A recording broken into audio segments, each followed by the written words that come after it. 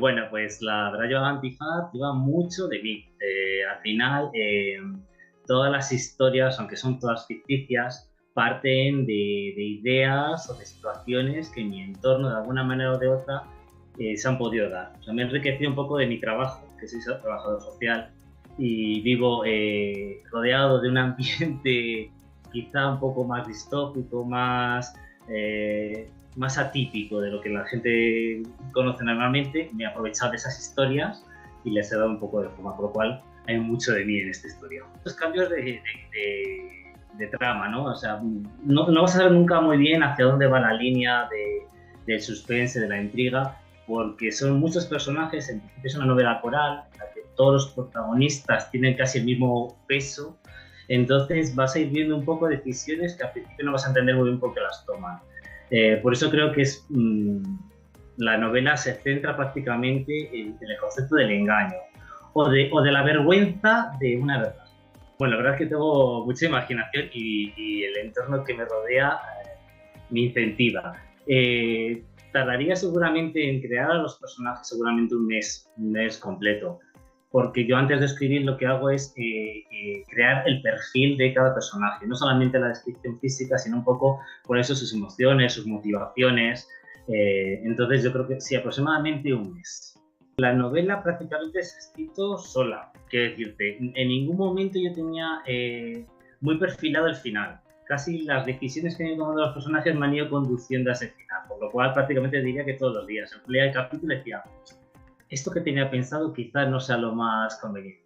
Tendría más sentido, o sea, que al final prácticamente los personajes han transformado la historia casi al completo. Sí que he aprovechado muchas emociones y sentimientos que me han rodeado y que he vivido, pero no tanto como la historia, sino más las emociones y los sentimientos.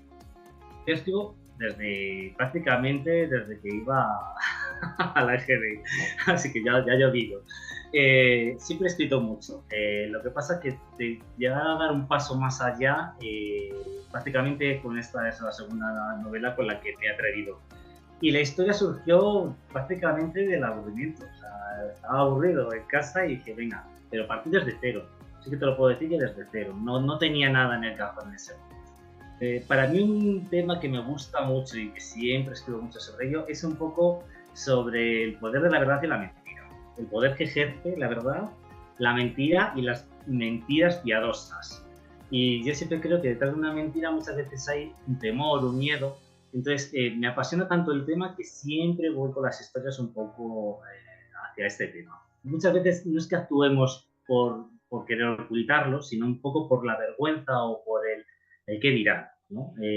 Muchas veces son cosas bastante naturales, pero sacadas de contexto pueden ponerte en una situación un poco delicada o comprometida. Y yo creo que muchas veces ante este miedo, la respuesta siempre es una mentira o un ocultamiento de la verdad.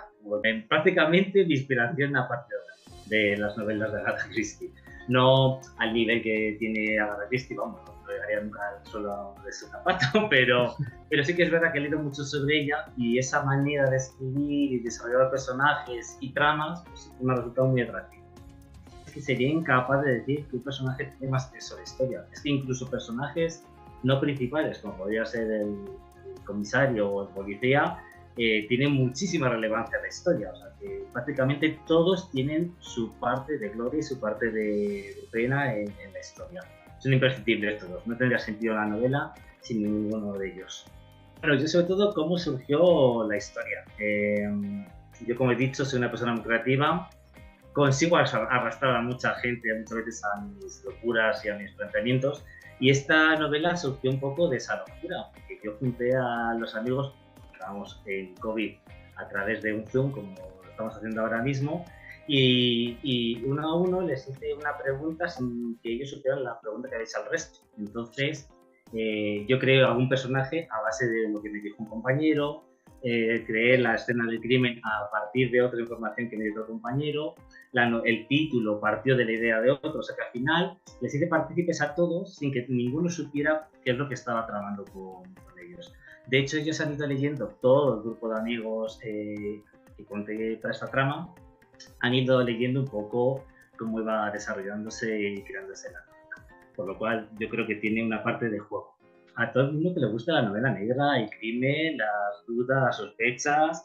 Es verdad que hay muchísimos personajes LGBT+, clarísimamente, pero no considero que sea una novela exclusivamente de ellos. De hecho, yo en la presentación del libro que hice fomenté muchísimo esto, y las mejores críticas y opiniones que he tenido han sido de gente de 50 años, heterosexual, decirte. Me ha resultado muy curioso. Además, unos análisis que han hecho muy profundos. O sea, que yo diría que es una novela apta para mayor de 18 años, quizás. De hecho, tengo sin fin de proyectos. Otra cosa es que les pueda materializar. Al final, compaginar un trabajo con una afición no siempre es fácil.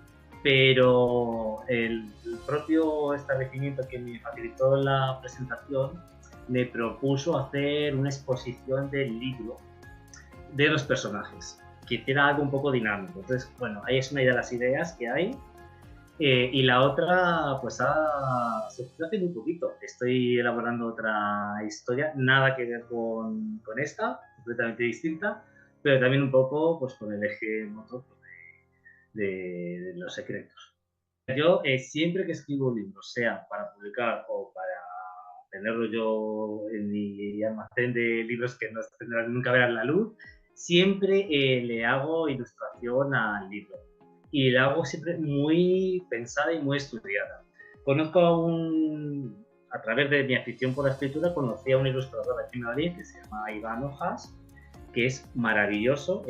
Siempre ha entendido muy bien lo que yo quiero plasmar y él siempre le ha dado un poquito más de creatividad todavía a lo que yo le propongo. Es verdad que en el caso de la Antifa tenía muy claro el concepto. Quería un rostro pero sin rostro.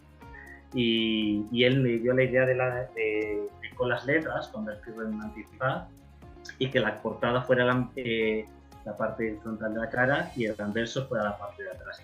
Y me pareció magnífico porque con una simple imagen tan sencilla dices prácticamente en qué consiste la historia. Entonces me parece maravilloso. Pero siempre le doy muchísima importancia a la portada. Y normalmente, por tradición, también suelo un poco crear ilustración de los personajes. También un poco por hacerlo más dinámico para el lector.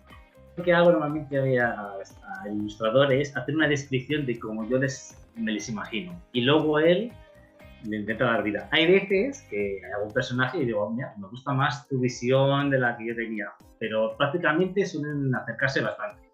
Somos de una imaginación bastante parecida. Él tiene el dote de la pintura que no la tengo yo, entonces bueno, pues hay que aprovechar. Les animaría a leerlo sobre todo, primero, porque la trama engancha desde el primer momento. Segundo, porque los personajes se hacen querer. O sea, son muchos personajes, pero al final parece que les conoces. Entonces estás preocupado por qué les va a suceder.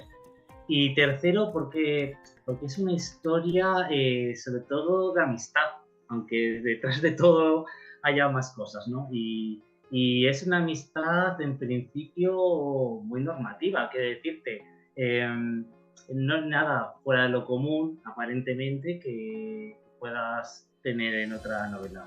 Yo sobre todo creo que es un libro divertido, rápido y que a mayores tiene la sorpresa de que puedes viajar por cada capítulo.